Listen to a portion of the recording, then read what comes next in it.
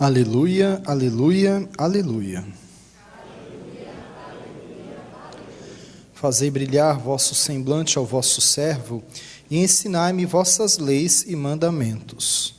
Aleluia, aleluia, aleluia.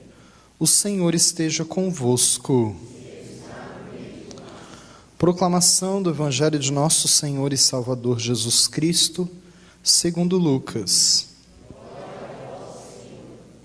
Naquele tempo, grandes multidões acompanhavam Jesus. Voltando-se, ele lhes disse: Se alguém vem a mim, mas não se desapega de seu pai e sua mãe, sua mulher e seus filhos, seus irmãos e suas irmãs, e até da sua própria vida, não pode ser meu discípulo. Quem não carrega a sua cruz e não caminha atrás de mim, não pode ser meu discípulo. Com efeito, qual de vós, querendo construir uma torre, não se senta primeiro e calcula os gastos, para ver se tem o suficiente para terminar? Caso contrário, ele vai lançar o alicerce e não será capaz de acabar. E todos que virem isto começarão a caçoar, dizendo: Este homem começou a construir e não foi capaz de acabar. Ou ainda, qual o rei que, ao sair para guerrear com outro, não se senta primeiro e examina bem, se com 10.000 homens poderá enfrentar o outro que marcha contra ele com 20.000? Se ele vê que não pode, enquanto o outro rei ainda está longe, envia mensageiros para negociar as condições de paz. Do mesmo modo, portanto, qualquer um de vós, se não renunciar a tudo o que tem, não pode ser meu discípulo. Palavra da salvação. Que as palavras do Santo Evangelho perdoem os nossos pecados. Podemos nos assentar, por favor?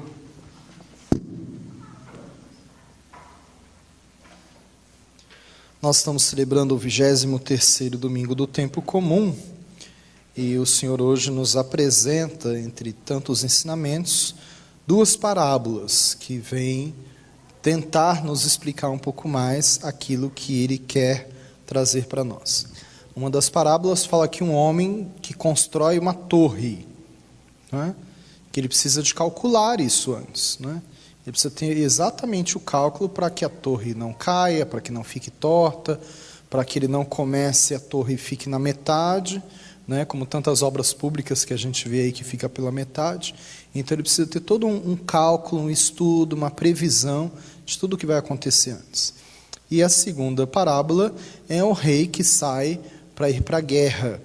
Mas quando ele percebe que o seu adversário tem um exército muito maior e ele não tem a menor chance de vencer aquela guerra, então ele manda alguém que possa ir negociar a paz. Porque para ele é muito melhor estar em paz, e ter todo o povo do seu reinado vivo, do que ir apenas por ir, apenas para dizer que não voltou atrás, manter o seu nariz empinado e perder todo o seu povo. É muito interessante porque essas duas parábolas, ela quer nos explicar que o seguimento a Jesus Cristo precisa de algumas coisas. Para nós seguirmos Jesus Cristo, nós precisamos de um planejamento pessoal. A gente tem que fazer um planejamento para ver o que nós vamos fazer para de verdade seguir Jesus. Depois nós precisamos ter um cálculo, nós precisamos calcular o tempo, o dízimo do tempo, 10% do meu tempo eu estou dando para Deus, eu estou dando para a evangelização. Depois também, para seguir Jesus, eu preciso de ter sacrifícios. Sacrifício. Eu preciso me sacrificar alguma coisa da minha vida de alguma forma. Depois também, para seguir Jesus, eu preciso de dedicação.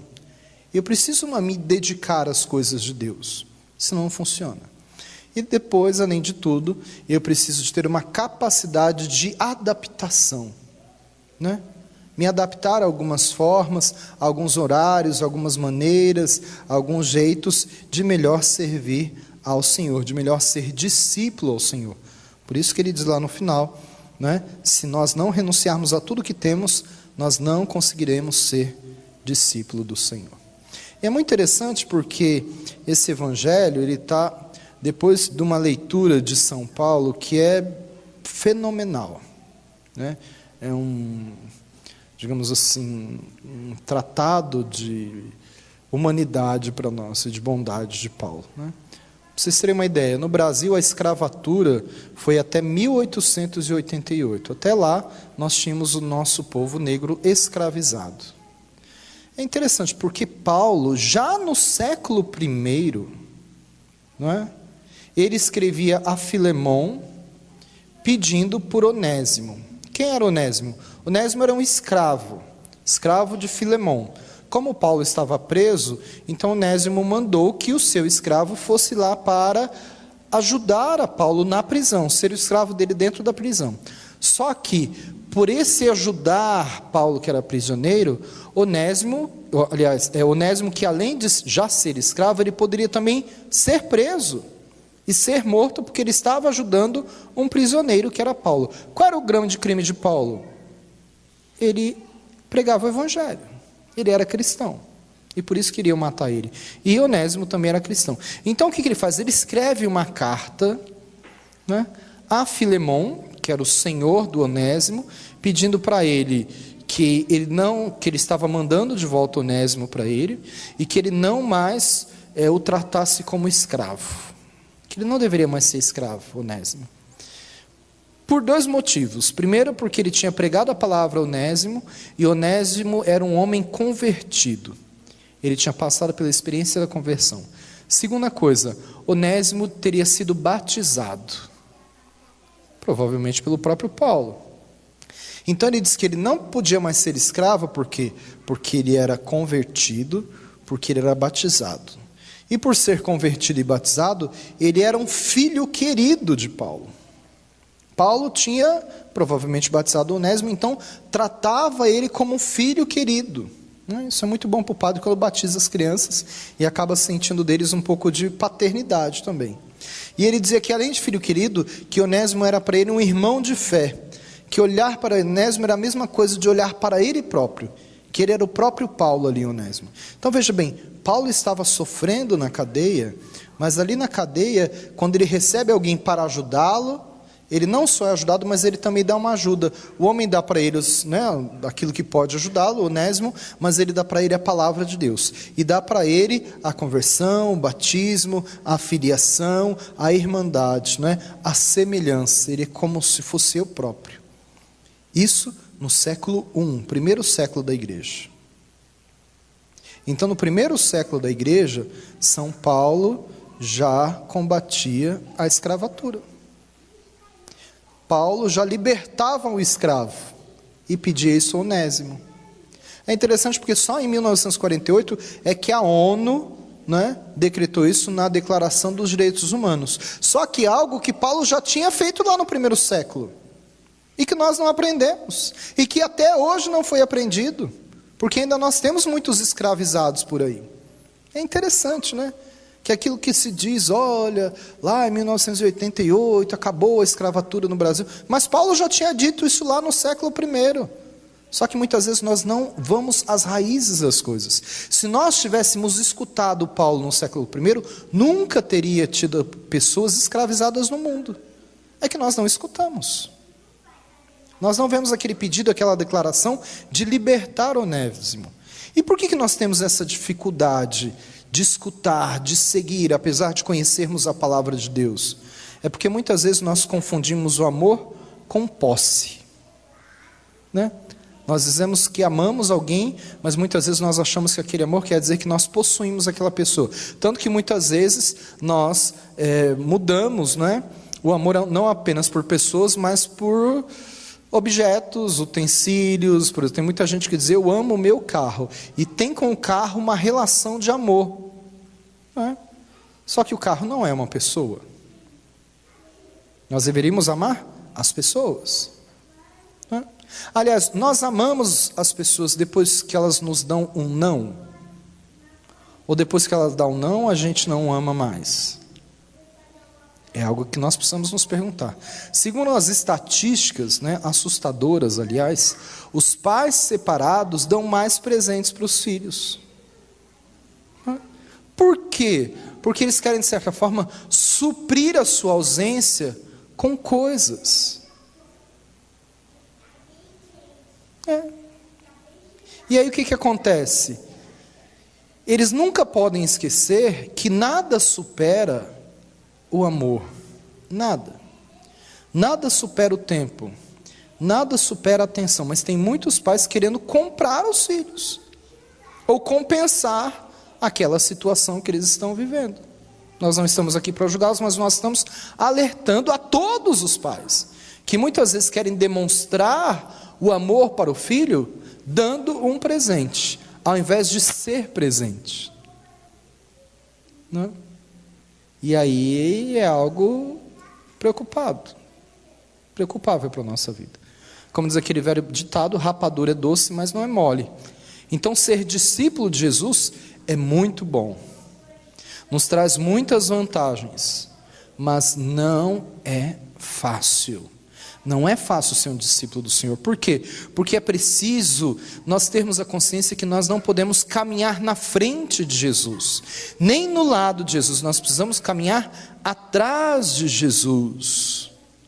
Quem não carrega a sua cruz e não caminha atrás de mim, não pode ser meu discípulo, diz o Senhor.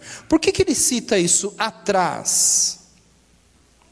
Tem uma importância nisso, porque muitas vezes nós queremos caminhar na frente de Jesus, ou do lado de Jesus, se equiparando a Ele, dizendo que nós também somos, né, o Messias, o ungido, né, o próprio Cristo. Nós precisamos caminhar atrás de Jesus. O que significa caminhar atrás de Jesus? Significa seguir Jesus sem mudar o seu evangelho. Quantas vezes nós queremos mudar o evangelho de Cristo? Aí nós pegamos só uma cena do evangelho, ou só outra cena, ou só um trecho que nos agrada, ou só aquilo que aquela interpretação daquela pessoa que nós gostamos da nossa linha pastoral, né? Então nós pegamos daquilo e dizemos, bem, tem que ser daquele jeito e pronto, então eu só vou ler esse trecho do evangelho. Não pode ser assim. Maria é um grande exemplo de uma pessoa que foi atrás de Jesus. Em nenhum momento Maria quis facilitar as coisas para Jesus. Ela não quis arrancar ele da cruz, ela sofreu junto com ele na cruz. Né? Madre Teresa de Calcutá, que vai ser canonizada amanhã, né? Ela viu o sofrimento daquele povo e ela não tinha como tirar o sofrimento daquele povo, nem muitas vezes facilitar o sofrimento. Então ela pedia para aquele povo olhar para o sofrimento como se olhasse para o próprio Cristo. Sentir na pele deles a dor que Jesus sentiu na cruz. É muito interessante porque as seitas buscam justamente o caminho mais fácil para seguir Jesus Cristo. E por isso que muitas pessoas às vezes são seduzidas pelas seitas, porque é mais fácil, né? Você paga um dinheiro e você vai ser a pessoa mais feliz e mais rica do mundo. Ou você não precisa de ter nenhum comprometimento, nenhuma conversão, você precisa apenas fazer parte do clubinho. Então entenda uma coisa, gente. Jesus hoje está dando para nós uma aula de sinceridade. Jesus hoje é muito franco conosco, Ele é sincero, Ele abre o jogo para nós. Ele olha para nós e diz assim, que não é bom, nem é bonito começar uma coisa sem ter condições de terminar. Por isso que Ele cita a torre e cita também um rei que iria para a guerra e que não vai, porque sabia que poderia perder. Então, sejamos realistas. Para quem segue Jesus Cristo, a cruz é inevitável, porque se Ele carregou a cruz dele, nós também precisamos carregar a nossa. E aí desistir no meio do caminho, vira um contra-testemunho pior do que não começar. Mas na prática, quanta gente começa as coisas e não termina? Começa um curso, começa uma faculdade, começa um trabalho pastoral, começo um casamento, começo tantas coisas da minha vida, começo um propósito, começo uma penitência, começo uma oração, começo uma regra de vida, o que eu faço? Eu abandono no meio do caminho. Isso é pior do que não começar. Porque, por um outro lado, nós vemos muitas pessoas que começam e perseveram. Por quê? Porque eles tomaram uma decisão de carregar a cruz, mesmo com todas as dificuldades. E por que nós temos essa dificuldade de perseverar? Muitas vezes nós deixamos, não porque deixamos uma coisa lá atrás, nós estamos deixando hoje, deixamos ontem, já estamos pensando em deixar algo amanhã. Quantos de nós deixamos tudo que fazemos pela metade do caminho? Tudo. Por que que isso acontece? Porque nós associamos a renúncia à perda. Só que Jesus diz claramente para nós: se vocês não renunciarem a tudo que têm, não podem ser meu discípulo. Se você não carregar a cruz, não caminhar atrás de mim, você não pode ser meu discípulo. Mas nós não queremos renunciar, porque nós somos estimulados desde pequeno a sempre vencer. Nós sempre fomos estimulados desde pequeno a não abrir mão de nada. Só que a gente tem que tomar muito cuidado, gente. Muito cuidado. Porque a palavra do Senhor hoje está dizendo que aquele homem, para construir a torre, ele tem que ter um cálculo para saber que ele vai terminar aquela torre. Ele não pode apenas dizer: eu vou construindo a torre, se lá no meio do projeto acabar o dinheiro, eu vou deixar a torre na metade. Não pode. Depois ele diz aquele que vai para a guerra, né? Que se ele sabe que ele vai perder a guerra, é melhor ele não fazer a guerra. Porque o povo dele vai sofrer com aquilo, as consequências daquilo é muito difícil. Mas nós fazemos o contrário. Nós não queremos abrir mão de nada. Nós não queremos calcular as coisas, nem tomar uma decisão de algo permanente na nossa vida, muitas vezes um trabalho pastoral. E aí a gente tem que tomar muito cuidado, por quê? Porque muitas vezes nós nos assemelhamos a algumas pessoas, a alguns comportamentos que são muito perigosos para a nossa vida. Por exemplo, os viciados, os maníacos, os neuróticos, os fundamentalistas e os egoístas, e os egocêntricos, todos eles têm um traço em comum: eles têm a incapacidade de renunciar. Incapacidade de renunciar. O mundo ficou chocado quando o Papa Bento XVI renunciou ao maior poder do mundo. E aí muitas pessoas, estudiosos, filósofos, começaram a ler os livros de Bento XVI depois que ele renunciou. Disse assim: mas quem é esse homem que tem coragem de renunciar ao mundo em que ninguém renuncia a nada? Nós temos coragem de renunciar a tudo que temos para sermos discípulos do Senhor ou não? Ou como que você se comporta quando alguém te traz uma contrariedade? Alguém te contrariou, ele vira automaticamente seu inimigo? É assim que funciona? Como que você lida com o fracasso? Quando você fracassa em alguma coisa, aquilo se torna uma revolta na tua vida? Será que tem que ser assim? Quando você perde alguma coisa, quando você perde numa competição da vida, do dia a dia, aquilo automaticamente te deprime? Você não consegue lidar com as perdas? É hora da gente parar e perguntar: bem, por que eu estou sendo assim? Por que eu estou me comportando dessa maneira?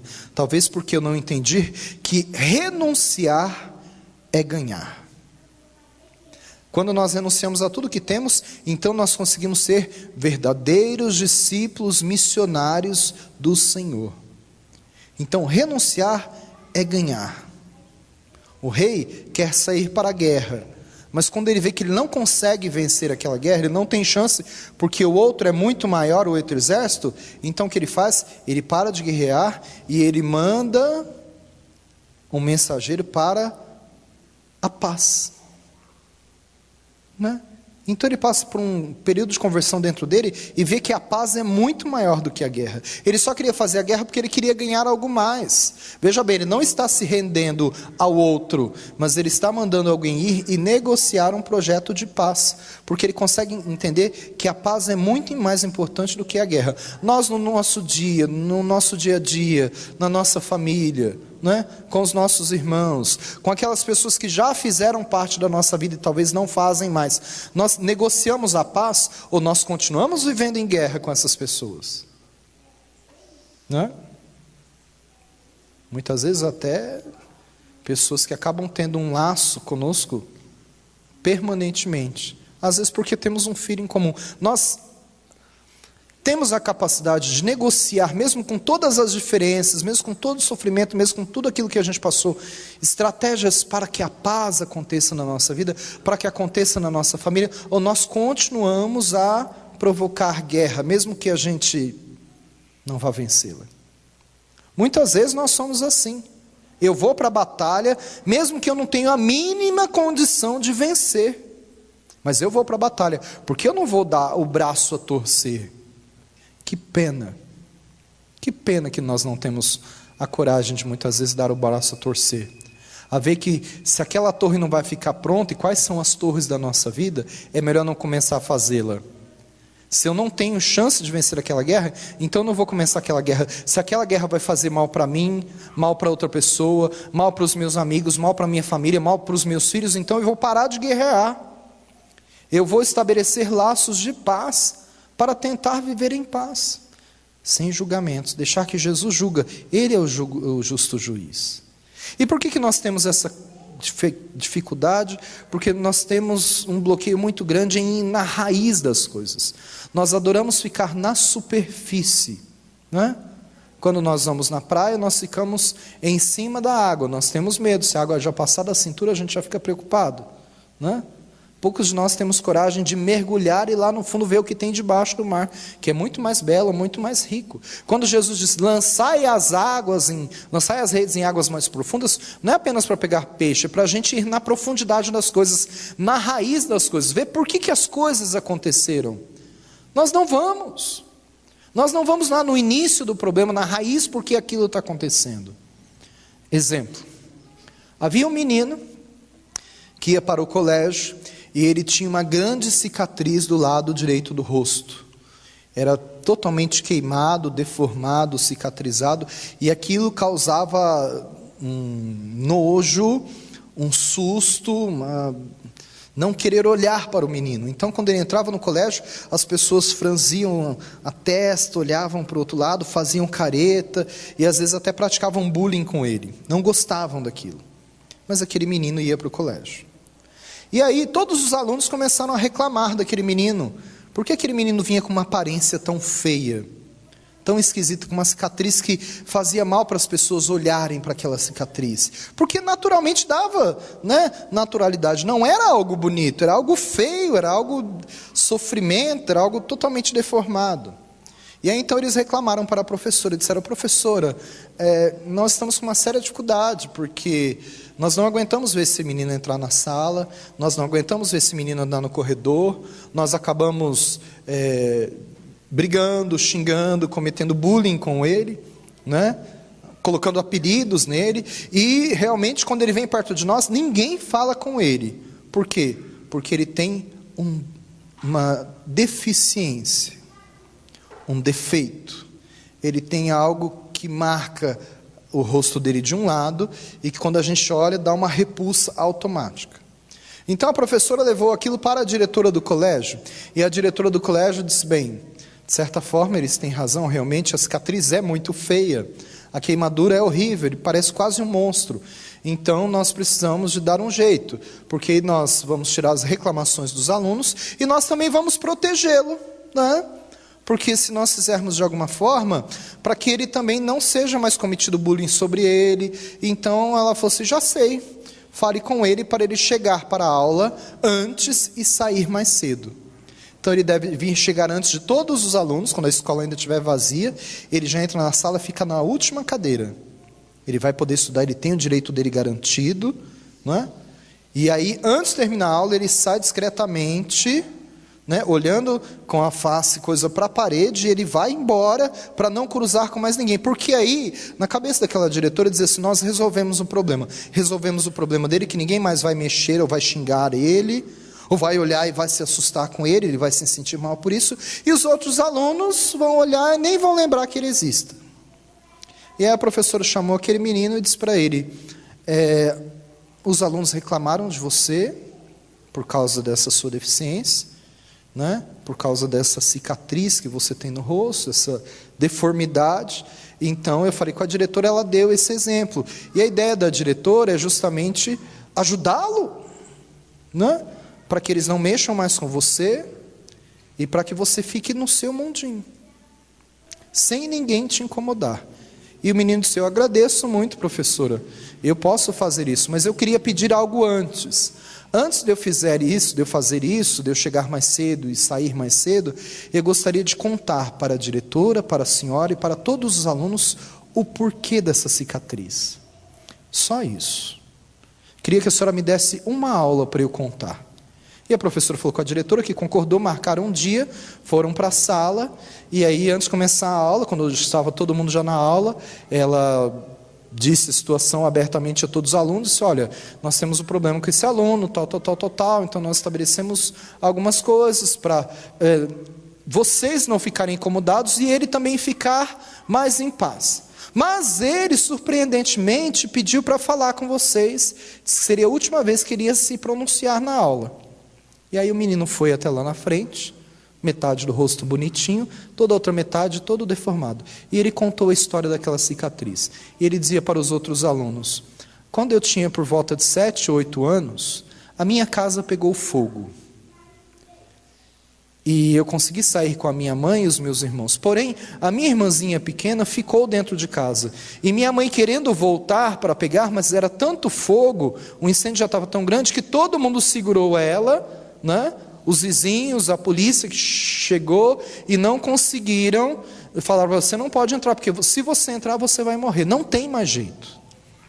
E eu vi com tudo aquilo, minha mãe sendo segurada, gritando, desesperada, porque queria ir lá, e os amigos não queriam, não por maldade, porque não queriam ver minha mãe morta. Eu consegui, sem ninguém imaginar, eu era muito pequeno, saí correndo pelo lado, pulei a janela, encontrei minha irmã dentro da casa, ela estava chorando, eu era pequenininho, mas eu peguei ela no colo, e quando eu fui sair, caiu um caibro na minha cabeça, não é? E marcou que ele estava pegando fogo, estava na brasa viva, e ele queimou esse meu lado do meu rosto, não é? Então eu tenho essa cicatriz por causa disso. E o que é mais bonito é que essa cicatriz não me incomoda. Sabe por quê? Porque todo dia quando eu saio aqui do colégio, que ninguém falou comigo, que ninguém olhou para mim, que vocês colocaram um apelido, que vocês me xingaram, viraram a cara quando quando eu chego na minha casa, a minha irmã já está bem maior, já não é mais uma criança. E todos os dias a minha irmã me dá um beijo deste lado na cicatriz. Ela poderia beijar desse lado que está bonitinho, mas ela faz questão de beijar desse lado. Por quê? Porque essa cicatriz que para vocês é nojento, para ela é o símbolo da salvação. Essa cicatriz aqui foi o preço de eu ter salvado a minha irmã de morrer queimada. É só isso. E quando ele acabou de contar a história, todos os alunos estavam chorando. Inclusive a professora e a diretora. Por quê? Porque eles olhavam e só viam uma cicatriz. Só viam uma queimadura. Eles não viam o que estava atrás. Eles não viam a raiz da história. Hoje em dia, há muitas pessoas com cicatrizes na vida. Cicatrizes físicas, cicatrizes emocionais, cicatrizes espirituais. Se nós não estivermos dispostos a olhar a raiz da cicatriz do outro, do machucado do outro, da ferida do outro, talvez é melhor a gente nem ser batizado. Talvez é melhor a gente nem receber a primeira comunhão. Talvez é melhor a gente nem confirmar o nosso batismo, o nosso crisma. Talvez é melhor a gente nem participar de uma equipe, de um movimento, de uma pastoral, porque nós não aprendemos nada do Evangelho. Se nós não renunciarmos a tudo aquilo que nós temos, nós não seremos discípulos do Senhor.